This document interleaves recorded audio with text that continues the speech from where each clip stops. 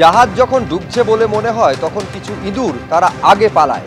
দলের মধ্যে অন্তর্ঘাতের ইঙ্গিত দিয়ে মন্তব্য করেছেন কামারহাটি তৃণমূল বিধায়ক মদন মিত্র। তিনি বলছেন এই জনজাগরণকে হালকা করে নিলে চলবে না, গুরুত্ব দিতে হবে। মিছিলে বাম বিজেপির সঙ্গে তৃণমূলের লোকেরাও আছে, যাচ্ছে না বুঝেই। আমি পোস্ট করলে ডিলিট করি না, নাম না করে বিদ্রোহীদের খোঁচা মদন মিত্রর।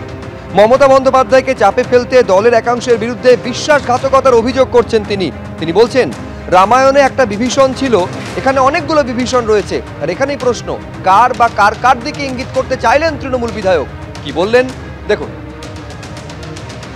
এই যে জনজাগরণ, এই জনজাগরণটাকে হালকা করে নিলে চলবে না, এটাকে তুল্যমূল্য বিচার করে যথেষ্ট গুরুত্ব দিতে হবে। দুর্ভাগ্যের বিষয়, আমাদের দলের কিছু লোক যারা প্রতি মুহূর্তে ক্ষমতার জন্য টুকরে টুকরে খায়, বিভীষণ, বেঈমান, তারা চেষ্টা করছে এই বোধহয় মমতা ব্যানার্জির একটা বিপদ এসছে, এই সময় মমতা ব্যানার্জিকে একটা ছোবল করিয়ে দাও, একটা ছোবল মারিয়ে দাও। আমি জলেতে নামিব, সাঁতারও কাটিব, তবু জল ছোঁব না।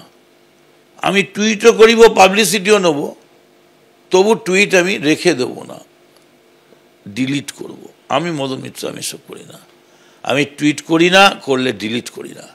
ভয়ে ভীত এরা ইঁদুর, জাহাজ ডুবছে মনে করলে ইঁদুরগুলো সবার আগে লাফ দিয়ে পালায়, সেরকম কিছু ইঁদুর আছে। মমতা ব্যানার্জি যদি রণংদেহী মূর্তিতে রাস্তায় নামেন, এই ইঁদুরগুলো কোথায় পালিয়ে যাবে খুঁজেই পাওয়া যাবে না। এই আরজিকর কাণ্ডে তদন্তভার এই মুহূর্তে সিবিআই এর হাতে রয়েছে। এবার সিবিআই এর ওপর চাপ তৈরির কৌশল নিল তৃণমূল কংগ্রেস।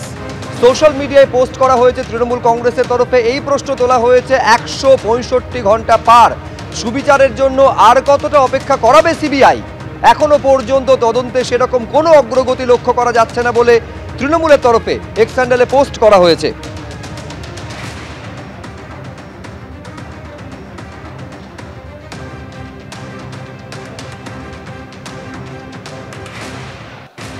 আগামীকাল 22 তারিখ দিল্লিতে সুপ্রিম কোর্টে সিবিআই কে রিপোর্ট দিতে হবে। আমরা পরিষ্কার বলতে চাই, কাল সুপ্রিম কোর্টে সিবিআই জানিয়ে দিক যে তাদের তদন্ত শেষ, তারা জানিয়ে দিক তারা কিনারা করেছে, এবং 23 তারিখ কোর্টে চার্জশিটটা দিয়ে দিক যে অ্যাকিউজড হয়েছে তার বিরুদ্ধে।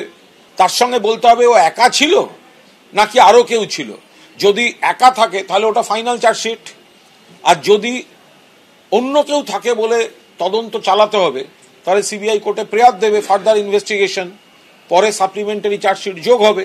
কিন্তু এটা আমরা 22 তারিখে সুপ্রিম কোর্টে যে রিপোর্ট দেবে এবং 23 তারিখ স্থানীয় কোর্টে যে পিসি প্রোডাকশন আছে অ্যারেস্টেড অ্যাকিউজডের, সেখানে সিবিআই এর কাছে স্পষ্ট কনক্লুসিভ বার্তা চাই।